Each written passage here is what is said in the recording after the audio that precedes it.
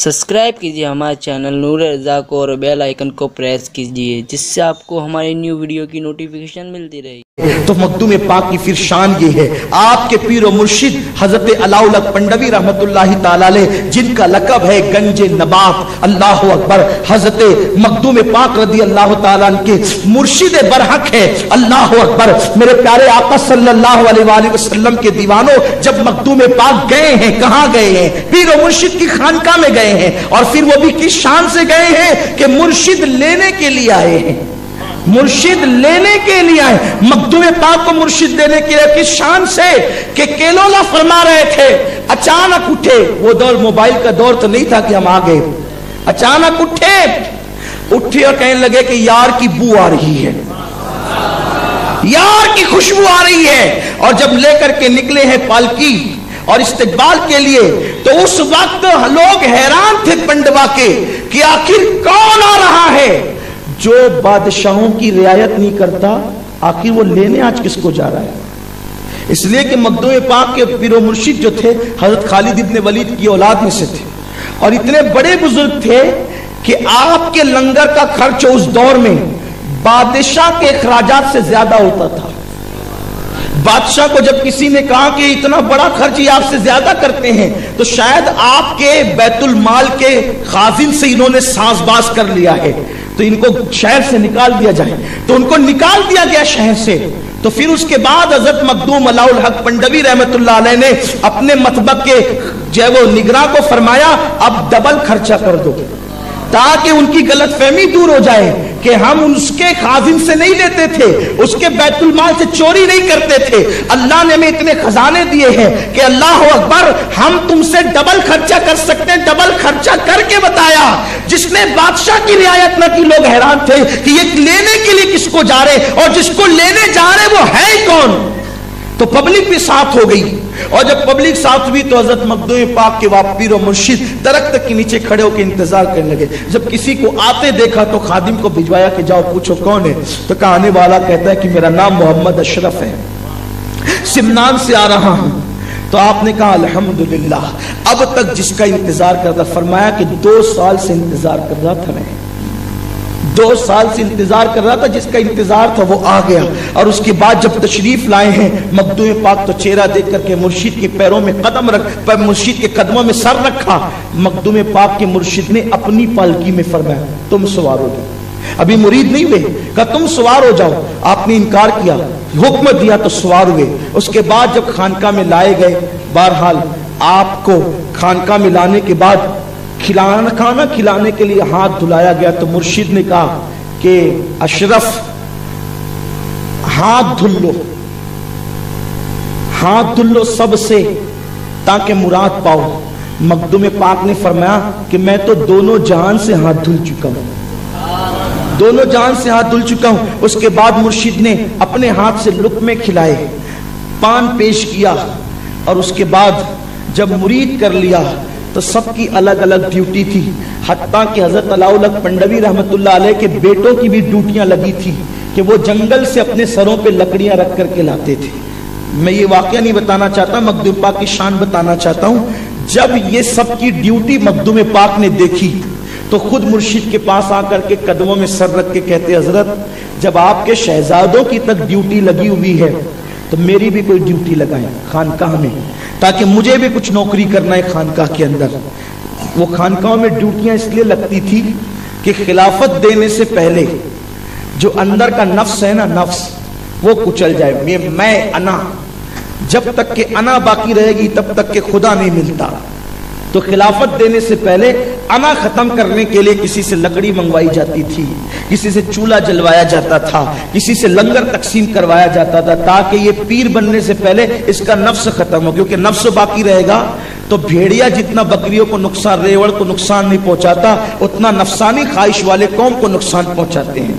तो इसलिए सब करवाए जाते थे, रियाजत मुजाहिदे करवाए जाते थे। अब तो अल्लाह वालों की बड़ी करम नवाजियां हैं कि अल्लाह वाले नवाज देते हैं। अभी रियाजत और मुजाहिदे का सिस्टम खत्म हो गया हमारे यहाँ, इसीलिए जो है वो नफसानी ख्वाहिशात बाकी है, तो वो कहता है मैं, वो कहता है मैं, वो कहता है मैं। हजरत निजामुद्दीन औलिया तो खिलाफत देने से पहले मस्जिद के दरवाजे पे बिठाते थे कि जाओ लोगों की चप्पल संभालो, चप्पल संभालो, किसी को कहा जाता था कि इस्तिंजा के ढेले जाके धोया करो। क्यों? इसलिए कि पता चले कि मैं कुछ नहीं, पता चले कि मैं। एक दिन हजरत दाऊद अलैहिस्सलाम ने कहा ना कि अल्लाह तू मुझे अपना बना ले।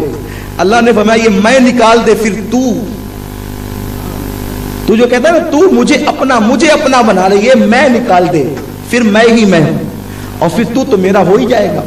तो जब तक कि मैं बाकी है ना, नफ्स बाकी, नफसानियत, किसी में भी नफसानियत बाकी हो, न उसकी इबादतें काम आएगी, न उसकी रियाजतें काम आएगी, न अल्लाहु इल्लल्लाह, ये सब जिक्र कोई फायदा नहीं देगा। कब तक? जब तक नफ्स बाकी है। हजरत बायजीद बुस्तामी फरमाते हैं मैंने 40 साल तक इबादत की। कितने साल तक? 40 साल तक दरख्त की पत्तियां खाई, फिर भी मुझे वो मर्तबे नहीं मिले जो मर्तबे में चाहता था। एक दिन मैं टटोलने लगा अपने आप में कि मेरा नफ्स अभी तक बाकी क्यों है, मेरा नफ्स अभी तक बाकी क्यों है। तो मैंने जब नफ्स पे नजर की तो बिच्छू की शक्ल में मुझे नजर आया, बिच्छू की शक्ल में दिखा। मैंने कहा तू अभी तक बाकी क्यों है? जब मैंने 40 साल तक तुझे ना खाना दिया ना पानी दिया तो तू बाकी क्यों है?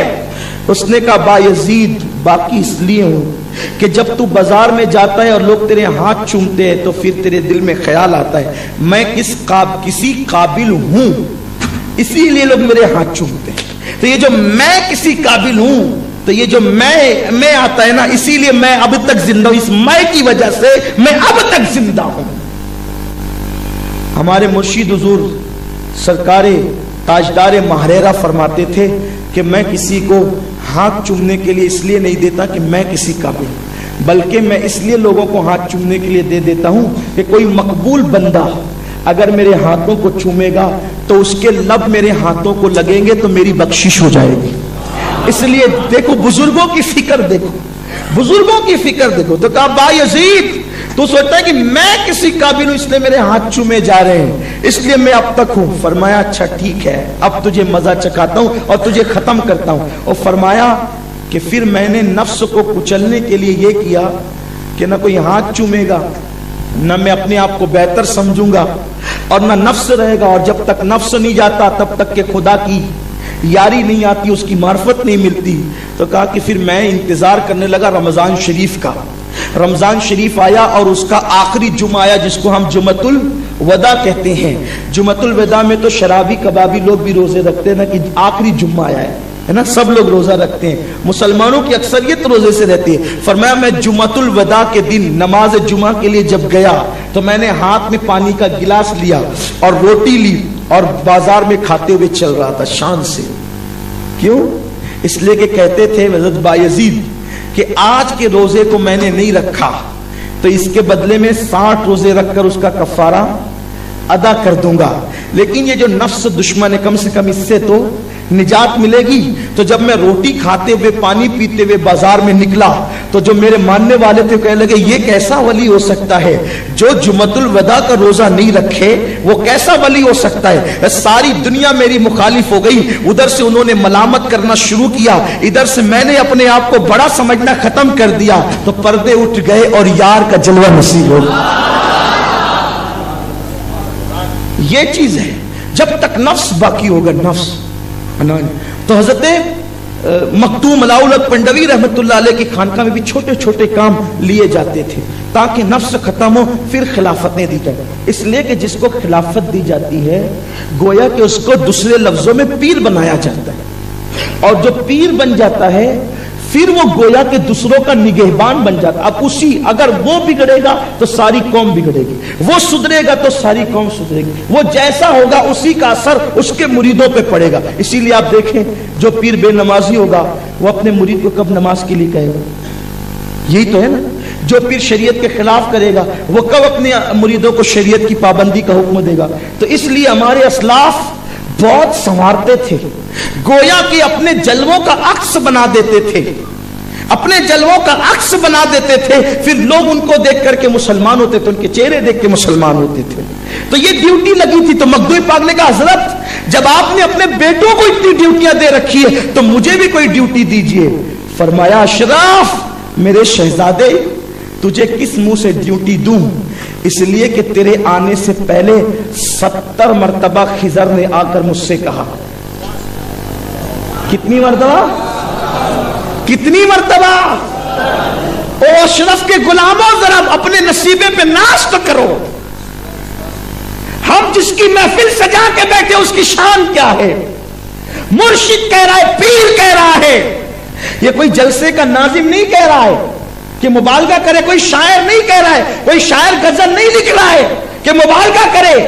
अलाउल पंडवी फरमा रहे, अशरफ तुझे किस मुंह से मैं जो है वो खानका की नौकरी दूं, किस मुंह से तुझे छोटे छोटे काम करवाऊं? इसलिए कि तुम्हारे आने से पहले 70 मरतबा खिज़र ने आकर मुझसे कहा, जो आ रहा है वो कोई मामूली नहीं आ रहा है, इसकी जो है वो निगहदाश्त में जर्रा बराबर कसर न रखी जाए। तो जिसके आने से पहले 70 मरतबा खिज़र आकर के मुझे वसीयत करे, मैं उसको किस मुंह से ड्यूटी दूं कि वो लकड़ियां लाए या मिट्टी उठाए या खानका में झाड़ू लगाए? मैं किस मुंह से उसको दूं? क्योंकि मुझे खिज़र ने 70 बार करके वसीयत की है कि अशरफ का ख्याल किया जाए।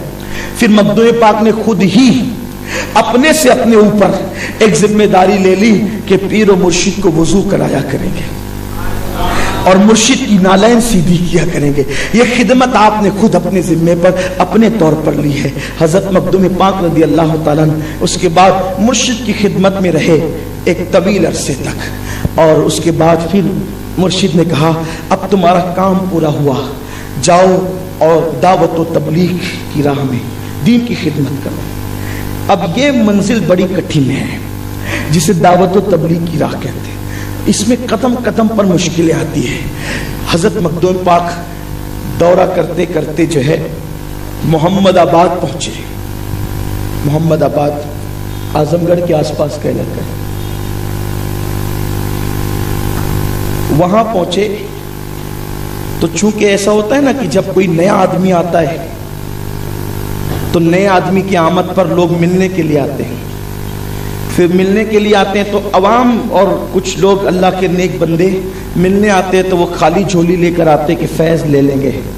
लेकिन कुछ जो बड़मचू लोग होते हैं वो अपनी बड़ाई छांटने के लिए भी आते हैं। तो ऐसा ही हुआ। जब आप मोहम्मदाबाद पहुंचे तो चूंकि आप थे बहुत खूबसूरत, इतने खूबसूरत थे कि हुस्न की वजह से आपके दाढ़ी के बाल भी सुर्ख थे, बाल भी आपके लाल थे।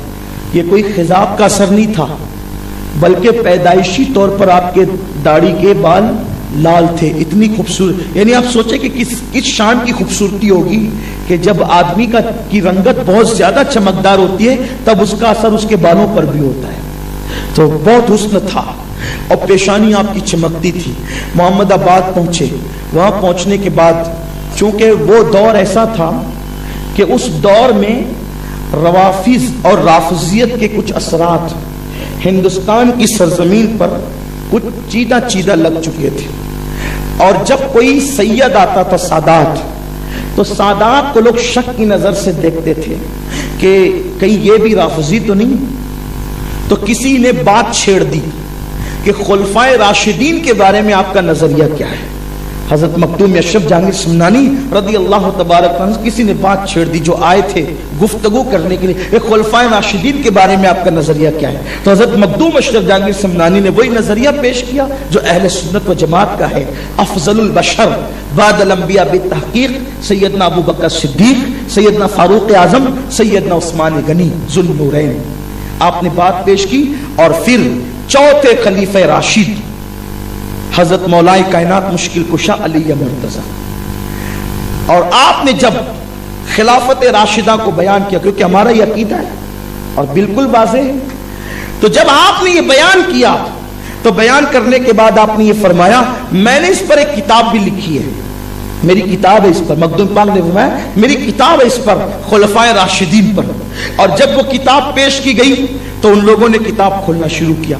अब भाई मौक़िफ़ तो बिल्कुल वाज़ेह था कि सैयदना सिद्दीक़ अकबर है, फारूक आज़म है, उस्मान गनी है, मौलाए कायनात, बिल्कुल वाज़ेह मौक़िफ़ था, मामला तो खत्म था। लेकिन बात इतनी है कि कुछ लोगों की तबीयत होती है कि वो मक्खी की मिसल होते हैं, यानी कि वो सारी साफ सुथरी जगह को छोड़कर हमेशा गलाजत और गंदगी पे बैठने की आदत होती है, क्योंकि उनके दिलों में गंदगी होती है। तो वो मामले की सफाई की बजाय मामले को उलझाना चाहते हैं। तो जब मखदूम पाक ने मामले को बिल्कुल वाज़ेह कर दिया, खिलाफत राशिदा को बयान कर दिया और फरमाया कि मेरी इस पर किताब भी मौजूद है। तो किताब लेकर के वो उलट पलट करने लगे और कहा लो साहब, सिद्दीक अकबर की फजीलत बयान की पहले नंबर पे, फारूक आजम की फजीलत बयान की दूसरे नंबर पे, उस्मान गनी की फजीलत बयान की तीसरे नंबर पे और चौथे नंबर पे मौला अली की फजीलत बयान की। लेकिन सिद्दीक अकबर के फजाइल पे चंद वरक लिखे, फारूक आजम की फजाइल पे चंद वरक लिखे, उस्मान गनी की फजाइल पे चंद वरक लिखे और मौला अली की फजीलत पे बहुत सारे औराक लिखे, बहुत बड़ी, बहुत ज्यादा लिख दिया इन्होंने। मौला अली की फजीलत इन्होंने ज्यादा बयान कर दी। अब इसी पर जो है उन लोगों ने हंगामा शुरू किया। हालांकि हजरत मौलाए कायनात को सिद्दीक अकबर पर और फारूक आजम पे फजीलत नहीं दी, बात इतनी की कि इनकी सीरत चंद औरात में बयान की और मौलाए कायनात की सीरत बहुत लंबी बयान की, यानी अली का जिक्र ज्यादा किया, अली पाक का जिक्र ज्यादा किया। तो अब उनको मिल गया उन्वान, हालांकि कोई वो इशू तो था नहीं, कहीं अशरफ अली का जिक्र ज्यादा करते हैं, अली का जिक्र ज्यादा करते हैं, अली का जिक्र ज्यादा करते हैं। वो कहा कि ठीक है, जुमा का दिन आएगा तो हम इन पे फतवा लगाएंगे और मस्जिद के अंदर इनके खिलाफ फतवा पढ़ा जाएगा।